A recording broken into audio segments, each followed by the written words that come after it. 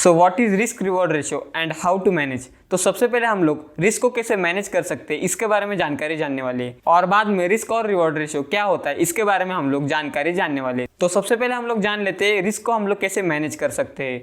तो रिस्क एक ऐसी चीज है जो अपने पैसों को बढ़ा भी सकती है और घटा भी सकती है। तो हम इसे मैनेज कैसे करें जिससे हमें अपने पैसों को इन्वेस्ट करते समय ज्यादा रिस्क की फिक्र ना हो। अगर हमें इन्वेस्टमेंट करनी है तो हमें थोड़ा बहुत तो रिस्क लेना पड़ता है, वो तो हम लोग एक्सेप्ट करते हैं, मगर उस रिस्क को हम लोग कैसे कम कर सकते हैं इस इन्वेस्टमेंट के ट्रिक या फॉर्मेट को समझ के। तो इसे हम लोग शेयर मार्केट के एग्जांपल से समझने वाले हैं। तो जब भी हम लोग शेयर मार्केट का नाम सुनते हैं तो हमारे और मेरे भी ख्याल में एक ही वर्ड आता है, pool of money. So share market के अंदर ढेर सारे इन्वेस्टर्स होते हैं, छोटे इन्वेस्टर्स, बड़े investors, low risk investor, low risk लेने वाले इन्वेस्टर्स, हाई रिस्क लेने वाले इन्वेस्टर, ऐसे ढेर सारे इन्वेस्टर्स होते हैं। मगर जो बड़े इन्वेस्टर्स होते हैं उनका इन्वेस्टमेंट करने का एक फॉर्मेट होता है, उस फॉर्मेट को हम लोग समझने वाले हैं।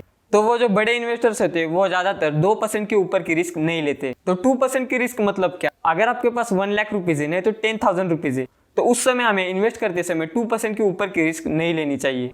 तो इसे हम लोग समझते हैं 1 लाख रुपीज के एग्जाम्पल के साथ। तो अगर आपके पास 1 लाख रुपीज है और आपको वो सारे के सारे इन्वेस्ट करने, सो कभी भी हमें इन्वेस्ट करते समय 2% के ऊपर की रिस्क नहीं लेनी चाहिए। मतलब अगर हम लोगों ने 1 लाख रुपीज से 2% निकाले तो 2,000 रुपीज बनते हैं। तो 2,000 के ऊपर की रिस्क हमें उस समय नहीं लेनी चाहिए कौन सी भी एक स्पेसिफिक शेयर्स के लिए। अगर आप लोगों ने वो 2,000 रुपीज इन्वेस्ट किए, अगर आपको उस समय प्रॉफिट हो जाए तो आप लोग 2 के 4 भी कर सकते हो, नहीं तो 10 भी कर सकते हो। अगर आपका लॉस हो जाए तो आपको उस समय में ज्यादा दुख नहीं होगा, क्योंकि हम लोगों ने सिर्फ 2% ही इन्वेस्ट किया है और आपका 2% का ही लॉस हुआ है। और आप लोग ये 2% का फॉर्मेट यूज करोगे तो आप लोग दिन में 2-4 ट्रेड तो आसानी से कर सकते हो। और अगर आपका पूरा दिन लॉस हो जाए तो आप लोग अगले दिन फिर से उठकर वापस आप लोग अपना पूरा का पूरा प्रॉफिट निकाल सकते हो। और हम लोग अपने रिस्क को और एक चीज से मैनेज कर सकते हैं, अपनी रिस्क प्रोफाइल बनाकर।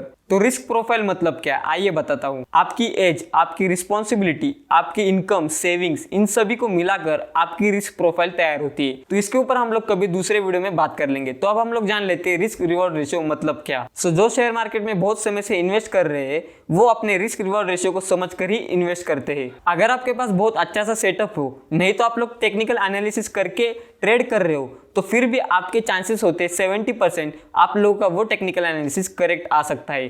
100% कौन सा भी टेक्निकल एनालिसिस करेक्ट नहीं आ सकता, अगर आपके पास कितना भी लाखों करोड़ों रुपीस का सेटअप भी हो तो भी। तो इस समय में आता है रिस्क रिवॉर्ड रेशियो का एक नया फॉर्मेट। उस फॉर्मेट के बारे में मैं आपको बताने वाला हूं। तो कभी भी हमें इन्वेस्टमेंट करते समय 1.3 के फॉर्मेट में ही इन्वेस्ट करना चाहिए। तो अब ये 1.3 का फॉर्मेट मतलब क्या आइए बताता हूं। अगर आपका स्टॉप लॉस 1% है तो आपको मिनिमम 3% का प्रॉफिट निकालने के टारगेट से ही ट्रेड करना चाहिए। अगर आप लोगों ने उससे कम का टारगेट रखा तो आपको ज्यादातर लॉस ही होने वाला है। सो कम से कम हमें 3% का प्रॉफिट निकालने के टारगेट से ही ट्रेड करना चाहिए। अगर उससे ज्यादा है तो भी चलेगा, मगर मिनिमम 3% से ऊपर ही होना चाहिए।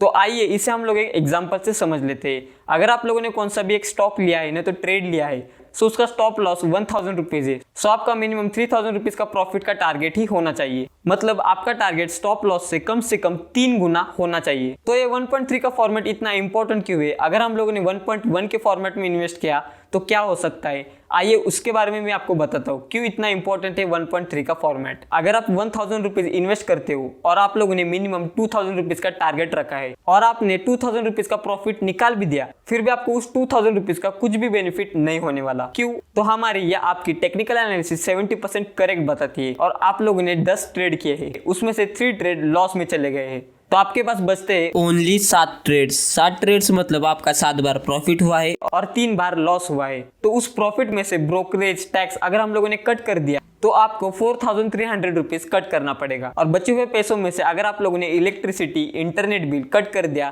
तो सिर्फ आपके पास इतने पैसे बचते हैं, 0। तो आप लोगों ने अब समझ लिया होगा क्यों 1.3 का फॉर्मेट इतना इंपॉर्टेंट है इन्वेस्टमेंट के लिए। और तो इसीलिए हमें 1.3 के फॉर्मेट में ही इन्वेस्ट करना चाहिए जिससे हमारा रिस्क और रिवॉर्ड फेवरेबल हो। तो आज हम लोगों ने देखा आप लोग रिस्क को कैसे मैनेज कर सकते हो, रिस्क रिवॉर्ड रेशियो मतलब क्या, इन 2 टॉपिक्स को हम लोगों ने कवर कर दिया है। तो अगर आपको ये वीडियो पसंद आई है सो इस वीडियो को लाइक करना ना भूलिए, और ऐसी वीडियोस देखना पसंद है सो हमारे मनी फैक्ट्स को सब्सक्राइब करना ना भूलिए। सो मिलते हैं जल्दी नेक्स्ट वीडियो में, तब तक के लिए धन्यवाद।